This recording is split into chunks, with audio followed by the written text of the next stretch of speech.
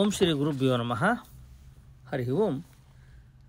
ಜಾತಕವನ್ನು ಹೊಂದಾಣಿಕೆ ಮಾಡುವಾಗ ನಾವು ಕುಜದೋಷ ನೋಡ್ತೀವಿ. ಆ ಕುಜದೋಷ ನೋಡುವಾಗ ಪಾಪ ಸೌಮ್ಯ ಅಂತ ನೋಡಬೇಕು. ಅಂದರೆ ಕುಜನಷ್ಟೇ ಉಳಿದ ಪಾಪಗ್ರಹಗಳು ದೋಷವನ್ನು ಉಂಟು ಮಾಡೋದ್ರಿಂದ ಅದಕ್ಕೆ ಪಾಪ ಸೌಮ್ಯ ಅಂತ ಹೆಸರು. ಅಂದರೆ ವಧು ಮತ್ತು ವರರಲ್ಲಿ ಎಷ್ಟು ಪಾಪಗ್ರಹಗಳು ದೋಷವನ್ನು ಉಂಟು ಮಾಡಿರ್ತಾರೆ ಅನ್ನೋದನ್ನು ಲೆಕ್ಕ ಮಾಡೋದು ಹೇಗೆ ಅಂಥೇಳಿ. ಸಾಮಾನ್ಯವಾಗಿ ಒಂದೊಂದು ಜಾತಕಕ್ಕೆ 10 ದೋಷ ಬರುತ್ತೆ. ವಧುವಿನ ಜಾತಕದಲ್ಲಿ ಎಷ್ಟು ದೋಷ ಬರುತ್ತೋ ವರಣ ಜಾತಕದಲ್ಲೂ ಅಷ್ಟೇ ಬರಬೇಕು. ವರಣ ಜಾತಕದಲ್ಲಿ ಎಷ್ಟು ದೋಷ ಬರುತ್ತೋ ವಧುವಿನ ಜಾತಕದಲ್ಲೂ ಕೂಡ ಅಷ್ಟೇ ದೋಷ ಬರಬೇಕು. ಅದನ್ನು ಲೆಕ್ಕ ಮಾಡ್ತಾ ಹೋಗೋಣ ಹೇಗೆ ಮಾಡೋದು ಅಂಥೇಳಿ. ಇಲ್ಲೊಂದು ರೂಲ್ ಇರುತ್ತೆ ಪಾಪ ಸೌಮ್ಯಕ್ಕೆ. ಲಗ್ನದಿಂದ ಚಂದ್ರನಿಂದ ಶುಕ್ರನಿಂದ ನೋಡಬೇಕು. ಲಗ್ನದಿಂದ ಚಂದ್ರನಿಂದ ಶುಕ್ರನಿಂದ ಲೆಕ್ಕ ಮಾಡಬೇಕು. ಹೇಗೆ ಲೆಕ್ಕ ಮಾಡೋದು? 2, 4, 7, 8, 12 ಅಂದರೆ ಲಗ್ನದಲ್ಲಿರ್ತಕ್ಕಂಥ ಗ್ರಹ, 2ನೇ ಮನೆಗಿರ್ತಕ್ಕಂಥ ಗ್ರಹ, 4ನೇ ಮನೆಗಿರ್ತಕ್ಕಂಥ ಗ್ರಹ, 7, 8, 12 ಅಂದರೆ ಲಗ್ನದಿಂದ ಚಂದ್ರನಿಂದ ಶುಕ್ರನಿಂದ ಲಗ್ನ 2, 4, 7, 8, 12 ಇಲ್ಲಿ ಪಾಪಗ್ರಹಗಳಿದ್ದರೆ ಅದಕ್ಕೆ ಪಾಪ ಸ್ವಾಮಿ ಲೆಕ್ಕ ಮಾಡ್ತೀವಿ ಅಂತ ಹೆಸರು. ಅದರಲ್ಲಿ ಈ ನೈಸರ್ಗಿಕ ಪಾಪಗ್ರಹಗಳು ಅಂಥೇಳಿ ಕುಜ, ಶನಿ, ರವಿ, ರಾಹು, ಕೇತುಗಳನ್ನು ನಾವು ನೈಸರ್ಗಿಕ ಪಾಪಗ್ರಹ ಅಂತ ಕರಿತೀವಿ. ಕುಜನಿಗೆ 2 ದೋಷ, ಶನಿಗೆ 1.5, ರವಿಗೊಂದು, ರಾಹುಗೊಂದು, ಕೇತುಗೊಂದು. ಇದು ರೂಲು.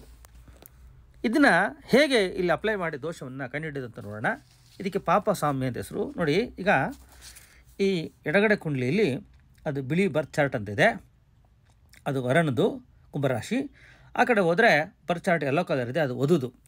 ನಾನು ಈಗ ವರಂದು ಮಾಡಿ ತೋರಿಸ್ತೀನಿ, ನೀವು ವಧುದು ನೀವು ಮಾಡಬೇಕಾಗತ್ತೆ. ಹೇಗೆ ಅಂದರೆ ನೋಡಿ, ಇಲ್ಲಿ ಲಗ್ನದಿಂದ ಚಂದ್ರನಿಂದ ಶುಕ್ರನಿಂದ ನೋಡಬೇಕು.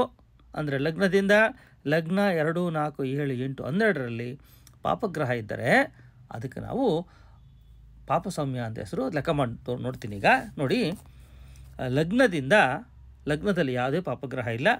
ಲಗ್ನದಿಂದ 4ನೇ ಮನೆಯಲ್ಲಿ ರವಿ ಮತ್ತು ರಾಹು ಇದ್ದಾರೆ. ಅಂದರೆ ರವಿಗೊಂದು ದೋಷ, ರಾಹುಗೊಂದು ದೋಷ, 2 ದೋಷ ಆಯಿತು. ರವಿಗೊಂದು, ರಾಹುಗೊಂದು 2 ಆಯಿತು. ಇನ್ನು ರೂಲ್ ಪ್ರಕಾರ ಲಗ್ನದಿಂದ 7ರಲ್ಲಿ ಯಾರಿಲ್ಲ, ಲಗ್ನದಿಂದ 8ರಲ್ಲಿ ಯಾರೂ ಇಲ್ಲ, ಲಗ್ನದಿಂದ 12ರಲ್ಲಿ ಯಾರೂ ಇಲ್ಲ, ಪಾಪಗ್ರಹರು ಇಲ್ಲ. ಇನ್ನು ಚಂದ್ರನಿಂದ ತಗೊಂಡ್ರೆ ಚಂದ್ರನ ಜೊತೆಯಲ್ಲಿ ಕೇತು ಇದ್ದಾನೆ, ಅದಕ್ಕೆ 1 ದೋಷ. ಚಂದ್ರನಿಗೆ 2ನೇ ಮನೆಯಲ್ಲಿ ಶನಿ ಇದ್ದಾನೆ, ಶನಿಗೆ 1.5 ದೋಷ ಅಂತ ಹೇಳಿದ್ದೀನಿ. ಕೇತುಗೊಂದು, ಶನಿಗೆ 1.5 ದೋಷ. ಇನ್ನು 7ನೇ ಮನೆಯಲ್ಲಿ ರವಿ ರಾಹು ಇದ್ದಾರೆ, ರವಿಗೊಂದು ದೋಷ, ರಾಹುಗೊಂದು ದೋಷ.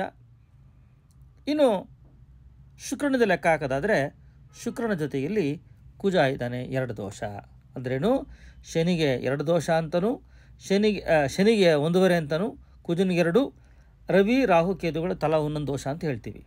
ಈ ಜಾತಕದ ಪ್ರಕಾರ ನೋಡಿದಾಗ ನಿಮಗೆ ಅರ್ಥ ಆಗಿರ್ಬೋದು, ಲಗ್ನದಿಂದ 4ನೇ ಮನೆಯಲ್ಲಿ ರವಿ ರಾಹು ಇರೋದರಿಂದ ಅದು 2 ದೋಷ ಅಂತ ಕನ್ಸಿಡ್ರು.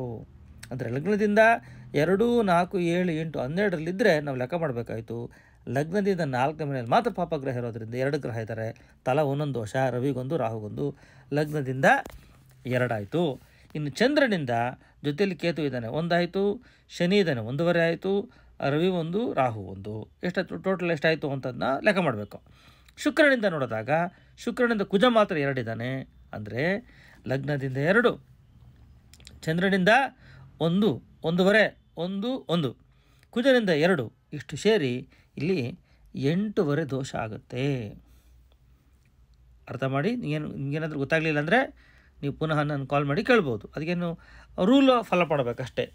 ಲಗ್ನದಿಂದ ಚಂದ್ರನಿಂದ ಶುಕ್ರನಿಂದ ಲಗ್ನ 2, 4, 7, 8, 12ರಲ್ಲಿ ಕುಜ, ಶನಿ, ರವಿ, ರಾಹು, ಕೇತು ಇದ್ದರೆ ಅದನ್ನು ದೋಷ ಅಂತ ಎಣಿಸ್ತೀವಿ. ಕುಜನಿಗೆ 2 ದೋಷ, ಶನಿಗೆ 1.5, ರವಿ ರಾಹು ಕೇತುವಿಗೆ 1 ದೋಷ. ಇಷ್ಟೇ. ಇದನ್ನು ನೀವು ಲೆಕ್ಕ ಮಾಡಿ. ಇದು ನಾನೊಂದು ಎಕ್ಸಾಂಪಲ್ ಹಾಕಿ ಮಾಡಿ ತೋರಿಸಿದ್ದೀನಿ. ಇನ್ನು ನೀವು ಮುಂದಿನ ಆ ವಧು ಕುಂಡ್ಲಿಗೆ ಮಾಡಿ ನನಗೆ ವಾಪಸ್ ಕಳಿಸಿ. ನಮಸ್ಕಾರ, ಒಳ್ಳೆಯದಾಗಲಿ.